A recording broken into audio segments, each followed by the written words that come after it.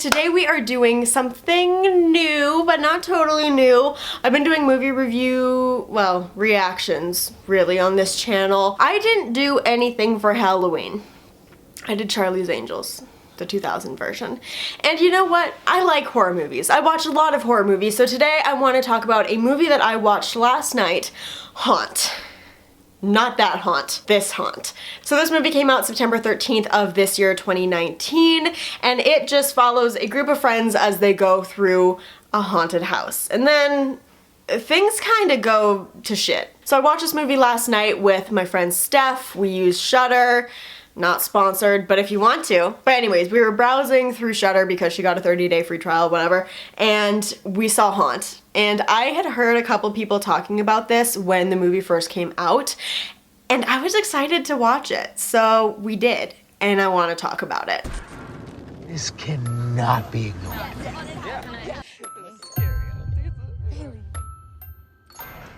Yes, we're doing this.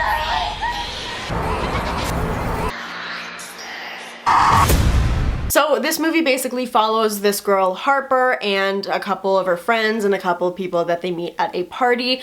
They hang out together on Halloween. She's a little bit scared because her ex-boyfriend or current boyfriend is abusive and following her, she thinks. So she basically just wants to hang out with her friends and forget about her problems for a while, but she's still a little, like, she's definitely the typical kind of timid character who throughout the movie you see evolve into kind of a badass. So this group of friends end up going and driving out looking for a haunted house. They stop the car because she thinks that her ex-boyfriend is following them, and they stop at just the right time because, oh my god, over there is a haunted house. They go to it and problems occur. So based on that synopsis alone, just reading it and watching the trailer, I was so excited for this movie because this is the kind of horror that I love. I love something that looks a little bit cheesy. I love something that seems kind of paranormal, but you're not totally certain what it is, and this movie delivered on that. I gotta say, this wasn't like the best horror movie I've ever seen in my entire life, but I would definitely recommend if you like horror movies, watch it. And I gotta give it to this movie, it made me jump a couple of times, which, like, I'm not the jumpiest of people. Like, I can watch horror movies by myself. I have watched horror movies while I'm taking like a bath and you're kind of confined, right? And it doesn't bug me, you know? I don't really get too scared, and it is because I watch a lot of horror movies. Like, whenever I'm in the mood to watch a movie, it's a horror movie that I want to watch. So I don't really jump a whole bunch, but this movie got me a couple of times. Couple jump scares, but honestly, it was just that feeling of being confined somewhere and having to fight your way out that was really, like, it got me, and I was really into it. So overall, would I recommend that you watch this? Yes. And now I want to get into a couple of spoilery thoughts. So while this movie only has like a 6.3 on IMDb, I really enjoyed it. Like, I was excited to watch it, which I think does kind of make a difference going into a movie, just being excited, not necessarily having expectations, but just like being ready for whatever happens. That's when I find that I enjoy movies the most. Like, I went in to watch, what is it, Annabelle Comes Home, I think, and I just I didn't really care that I was there to watch it, and I think my experience of the movie kind of showed that because I wasn't sitting there super into it, and this one I was. Like, I was, my friend was sitting here trying to talk to me and I was just like, just like staring at the movie, like focusing on it.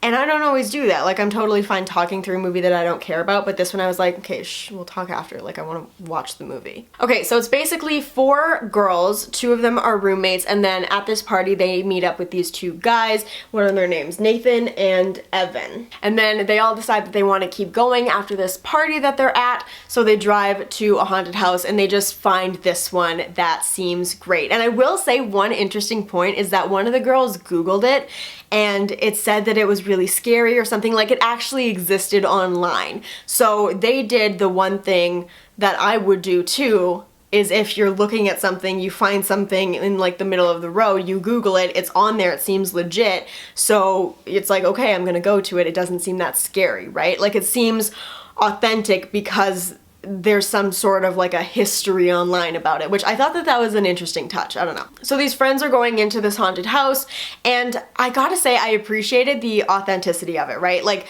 they see this one part where there's this girl who's being what is that called? Branded. She's being branded by this like hot poker, and everyone's so disturbed by it, but then the curtain closes and they're like, oh, but it's a haunted house, so it's okay, right? Like, and that's something that I would do. I would have hated it if this movie had them freak out immediately. If they go in and they're like, it's too scary, we have to get out of here, or they overreact to something, because you're in a haunted house, you're expecting scares.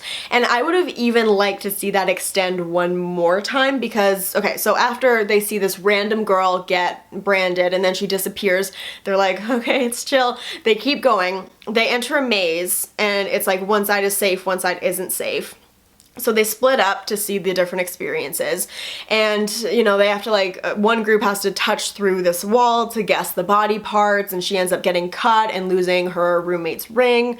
And then the other ones, they have to like go through this box maze that's really tight and constricted in a wall, and whatever. It's scary stuff, but it's also like, it's haunted house level scary stuff at Halloween. So they meet back up, but one of the girls is missing. She got lost in this maze, and they're all in this room now. The girl who got cut is freaking out. She's like, this isn't supposed to happen. Where's our friend? And then the curtain opens. It's that same character who branded the original girl, and they see their friend lying there, and she just gets absolutely murdered. But this is where I would have loved it if they kind of extended it to at least one or two characters, like, but it's a haunted house, because immediately all of them are like, no, this is real, we have to get out of here, trying to figure a way out. And like, granted, yeah, you're right, at the end of the day, it's real and you have to get out of there.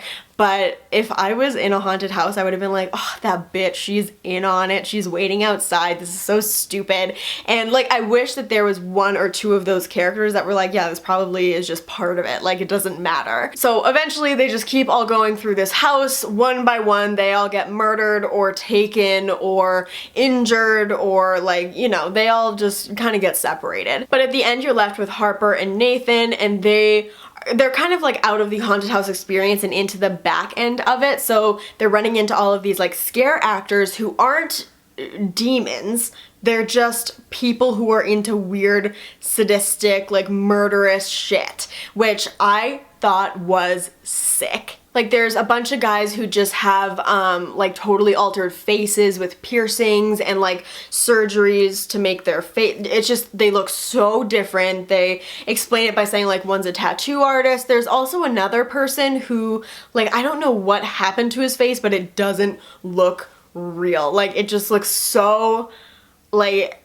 it could be demonic almost, you know what I mean? So it was like that fine line where it's, you think that they're all human, but you're not totally certain. So at this point, Harper and Nathan end up escaping. They have like beaten down all but one of these bad guys, and they make it to the hospital, and then the nurse hands them this like release form, and she realizes like, oh shit, we put our addresses down. So this is where me and Steph differed in our opinions, because the ending is basically that Harper goes back to her childhood home, which has a lot of meaning throughout the movie. Harper putting the remaining bad guy through his own mini version of a haunted house where he's trapped and hunted for a second. Steph thought that that was kind of like a shitty ending. I actually liked the ending, which, I mean, I think endings for horror movies differ based on kind of what you want out of a horror movie. I'm totally okay with happy endings. I'm totally okay with like cliffhangers. I'm okay with leaving room for sequels.